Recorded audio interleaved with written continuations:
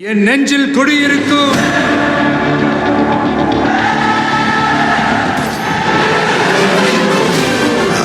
தளபதி.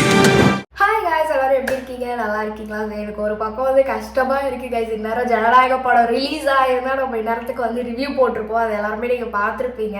சரி, நமக்கு தான் இப்படி நடக்குது, சரி நம்ம அமைதியாக இருப்போம் அப்படின்னு நம்ம பார்த்தா, ஒரு பக்கம் வந்து என்னது இன்னொரு சைடாக வந்து பாசிச பாயாசம் வந்து டெல்லியில் போயிட்டு பொங்கல் பானையை வாங்கி பொங்கல் கிண்டிக்கிட்டு இருக்காங்க கைஸ்.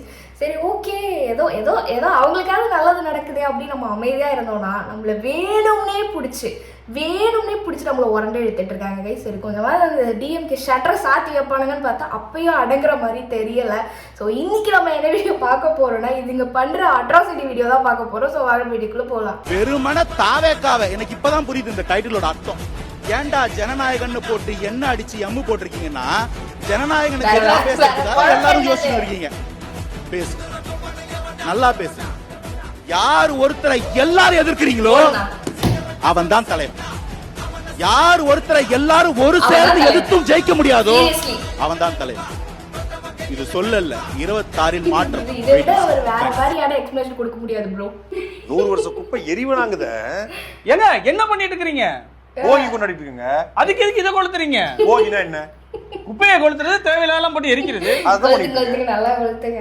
அப்பயாவது எரியறீங்களான்னு பாப்போம். 21 முதலமைச்சர் எதிர்கட்சிய தலைவர் கொடுத்த வாக்குறுதி கொடுக்கல. நீங்க எந்த பிரஸ் அப்படியே அந்த பத்திரிகையால் தான் நான் சந்திக்கிறேன், உங்களை சந்திக்கல. அப்ப மக்கள் கேள்வி கேட்டா நீங்க பதில் சொல்ல மாட்டீங்களா? நான் வந்து என்னது பெரிய ஆள் கிட்ட தான் பேசுவேன், உங்ககிட்ட எல்லாம் பேச மாட்டேன்னு சொல்லுவீங்களா? தான் சந்திக்கிறேன், உங்களை சந்திக்கல. பத்திரிகையால் தான் கேள்வி, பத்திரிகையால் தான் சந்திக்கிறேன், உங்களை சந்திக்கல. மக்களுடைய கோரிக்கை நிறைவேற்றப்படுமாயா? மக்களுடைய கோரிக்கைகள் நிறைவேற்றுன்ற வாக்குறுதி தான் இந்த உண்ணாவிரதம் முடிஞ்சிருக்கும். நீங்களே எங்களுக்கு ஒத்துழைங்க. இது பேர்லாம் என்ன தெரியுமா? நீளம் இல்லாம எதுவும் நடக்காது. எங்க பார்த்தாலும் நீளம் தான் தெரியும். வானத்தை பாருங்க, நீளமா தான் இருக்கும். நீளம் எங்களோட ஒரு வாயில நீளத்தை ஊத்தினா அரிய வகை உயிரிடம் சொல்லிட்டு ஜூல இருக்கும்.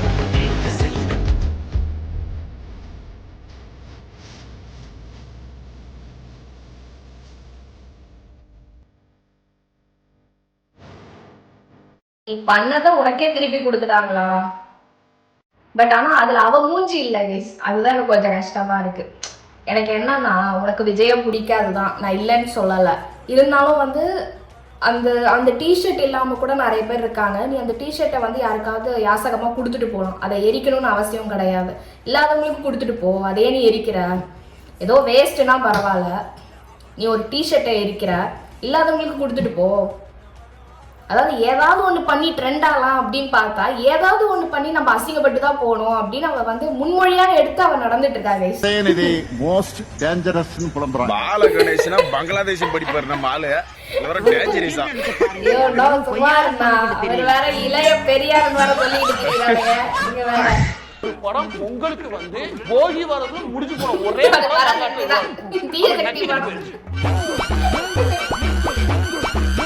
இவனுங்க எப்படி உருட்டினாலும் திரைப்படம் பட்டு தோணி. அட 3 மணி ஷோல 2:45 ஷோக்கு 2:45 மணிக்கு நீங்க புக் பண்ணி அப்பயும் காத்து வாங்குது. டிக்கெட் இருக்குது. எல்லா திரைப்படத்தோட ஓனருமே இப்படி ஒரு கேவலமான படமா? இந்த படத்தை விமர்சனம் பண்ணது வெறும் விஜய் ரசிகர்கள் கிடையாது, கண்ட எல்லா அரசியல் கட்சியும் விமர்சனம் பண்றாங்க. ஏன்னா இது ஒரு குப்பை. அம்மா என்னால முடியல கைஸ். தமிழக மக்கள் போன இடத்தை நீ எப்படி திருக்கி பாக்குற? திமுகவுக்கு திருச்சி அதுக்கு போஸ்ட் அடிச்சு ஒட்ட பாக்குற. அப்ப நீ இந்த அளவுக்கு திருச்சேனா இந்த மாதிரி திரைப்படம் குப்பை. அதாவது தருமால் அடிக்கிறது. ஊழலை ஒழிக்கணும்னு சொல்றீங்க. இப்போ ரீசெண்டாக வெளியாக போகிற ஜனநாயகம் படம் இருக்குல்ல சார், அந்த படத்துக்கு வந்து ஒரு 150 ரூபாய்க்கு உங்களால கரெக்டா ஒரு டிக்கெட்டே கொடுக்க முடியல. 150 ரூபாய்க்கு டிக்கெட் கொடுக்கறதுக்கு வந்து விஜயா தியேட்டர் வச்சு நடத்துறாரு. கேக்குறேன், நான் சொல்றேன். அந்த 150 ரூபா டிக்கெட்டே வந்து அதிக விலைக்கு பிளாக்ல விற்க விடுது. அந்த ஊழலே ஒழிக்க முடியல. இப்ப கவர்மெண்ட் யார் கையிலங்க இருக்கு? விஜயா வந்து கவர்மெண்ட் நடத்திட்டு இருக்காரு.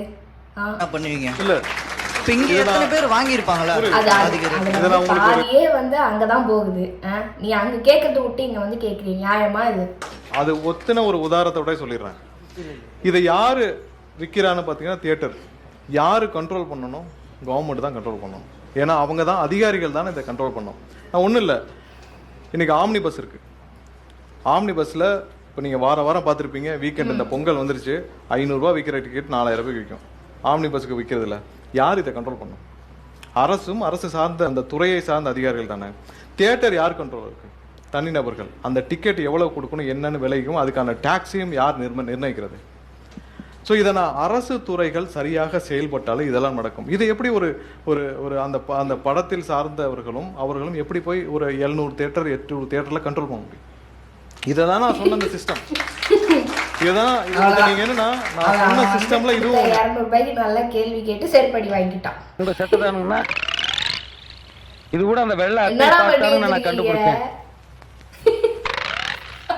நம்ம பசங்க எந்த அளவுக்கு ஷார்ப்பு பாருங்களேன், எந்த அளவுக்கு கூர்மையா கவனிச்சிருக்கானுங்க பாருங்க.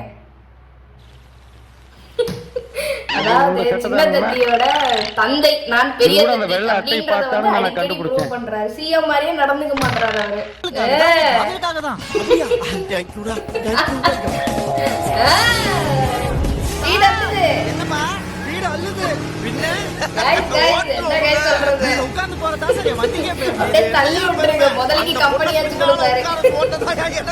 தளபதியோட ஜனநாயகன் லாஸ்ட் படம் ஒரு வாட்டி மட்டும் இருக்கு. அப்போ அந்த படத்துக்கு இவ்வளவு பிரச்சனை. ஆக்டர்ஸ் எல்லாம் ரொம்ப சப்போர்ட் பண்ணி நாங்க பாக்குறது இல்ல தமிழ்நாட்டுல. ஏன் சார் பயமா? மனசுல உள்ளத அப்படியே கேட்டுட்டீங்க. சூப்பருங்க. ஆனா தனி மனிதனுடைய பிரச்சனைக்கு வலசரவாக்க காவல்துறை கிட்ட சொட்டி கூப்பிடும் போது சொந்தங்களே என்ன காவல்துறைக்கு அழைக்கிறார்கள், தனியா போ, பயமா இருக்குன்னு யாரும் நாங்க கூப்பிடலையே. யாரு கூப்பிட்டா நான் சொல்லணுமா? யார் பயந்துருக்காங்க? எங்களுடைய சந்தை மதிப்பு 1000 கோடி.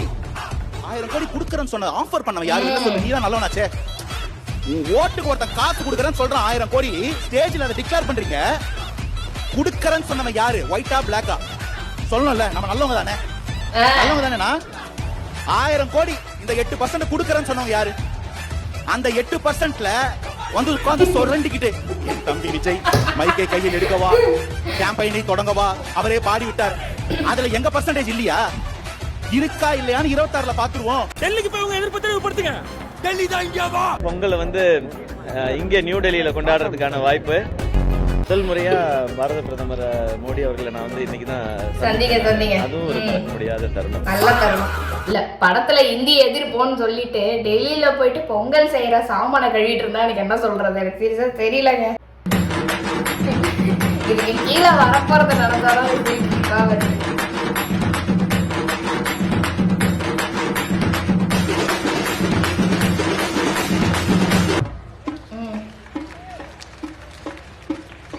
அடிக்கிறாரா?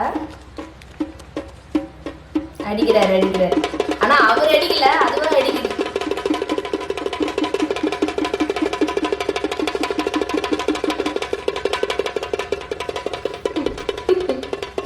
இவரே நடுவில் கேமரா கொடுத்துட்டு போறாரு. அவ்வளவுதான், மேட்ச் பண்ணிட்டாங்க. ஒன்னும் பண்ண மாட்டாங்கடா, கார்ல அப்பத்துல இருந்து ஒரு சந்தேகம் எனக்கு, அப்பத்துல இருந்து ஒரு சந்தேகம் கைஸ். இப்போ நெஞ்சு வலி வந்தா எங்க நம்ம கை வைப்போம்? நெஞ்சில தானே கை வைப்போம். இவரு மட்டும் ஏன் தலையில கைய வச்சுக்கிட்டு இருக்காரு? அங்க பாருங்க, வயிற்றுக்கு போவாரு, அப்புறம் தலைக்கு வராரு. கடவுளே. உலகநாயகன் கமலஹாசன் சார் வந்து படத்தை அப்ரிஷியேட் பண்ணாங்க. அப்ப படம் முடிஞ்ச உடனே கூட்டிட்டு போய் டீம் எல்லாத்தையும் சொல்லிருங்க, சக்சஸ் மீட்டே வைக்கிறீங்க, அப்புறம் எப்படிங்க படம் ஃப்ளாப் பண்றீங்க? அது வாங்குறது ரொம்ப ரொம்ப கஷ்டம். அவங்க இன்னும் ஒரு 5 நிமிஷம் எக்ஸ்பிளைன் பண்ணி சக்சஸ் மீட் வச்சிட்டு படம் ஃப்ளாப் பண்ணதுக்கு விஜய் ரசிகன் தான் காரணமா? இந்த படத்துக்கு பேசினாங்க. So thank you so much Kamal sir. நேத்து காலையில நான் வந்து சொல்லிட்டு தெரிய வேண்டியது, ஏதாவது சொல்லிட்டு தெரிய வேண்டியது. கால் பண்ணிட்டு சிவகார்த்திகேயன் ஐயோ சார் சார் வாய்ஸ் வந்துருது, சொல்லக்கூடாது நம்ம. செகண்ட் ஹாஃப்னு சொல்லிட்டு ரொம்ப போல்ட் மூவி, ஃபேண்டாஸ்டிக்கா பெர்ஃபார்ம் பண்ணிருக்கீங்கன்னு சொன்னாங்க. இந்த மாதிரி இண்டஸ்ட்ரியில இருந்து நிறைய ஃபோன் கால்ஸ் விஷஸ் வந்துட்டே இருக்கு. அவங்க எல்லாருக்கும் ரொம்ப ரொம்ப பெரிய நன்றி. எனக்கு தெரியல, சின்ன வயசுல இருந்து வெள்ளை பேப்பர் பாக்கும்போதெல்லாம் கை பரபரப்பா நாயின்னு நினைச்சேன். சைடுல இருந்து கொண்டு வரும்போது நாயின்னு நினைச்சேன்டா. சூனிய பொம்மையை வரைஞ்சு வச்சிருக்கீங்க. இப்ப புரியுது, இப்ப காட்டுறேன் நான் யாருன்னு. இனிமே யாரால என்ன கண்ட்ரோல் பண்ணவே முடியாது. சூனிய பொம்மை பவர்னால பொங்கல் கீழே எரியுது. எனக்கு தெரியல, என்னடா வண்டி வச்சிருக்கீங்க? அடுத்தது பாரு, கிருமாடா. என்னடா பண்ணி வச்சிருக்கீங்க? பொங்கலுக்கு கோலம் போட சொன்னா கிருமாடா வரைஞ்சு வச்சிருக்கானுங்க. ஐயோ, கோலம் போடுறவன் எல்லாமே வந்து சோட்டா அப்படின்னு பாடா, அதான் என்னத்த செய்யறது?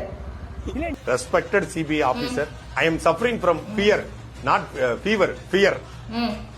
So I am unable to attend the enquiry. So kindly grant me a leave for Pongal holidays. Yours obediently, Vijay. உங்கள் விஜய் கட்டப்பையை தூக்கிட்டு மாஸ்க் போட்டு ஜீப்ல ஏறினீங்களா? அப்ப போய் இந்த உங்கள் விஜய் இதே டோன்ல பாட வேண்டியதானே அப்படின்னு போட்டு எழுதி கொடுத்துருக்காப்ல.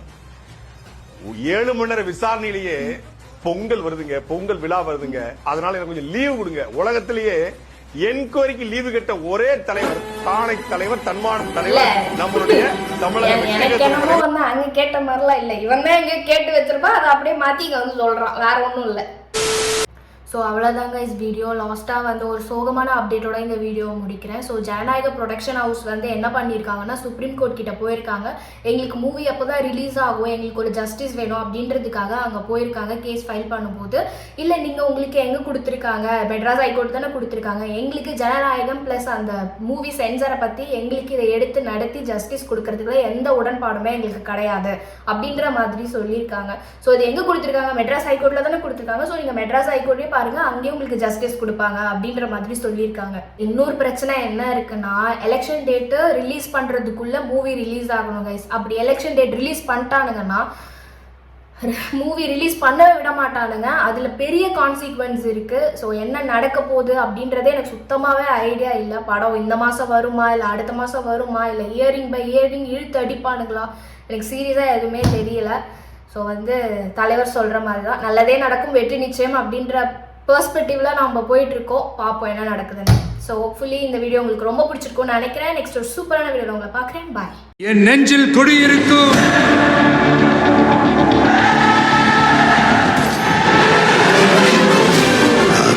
தளபதி.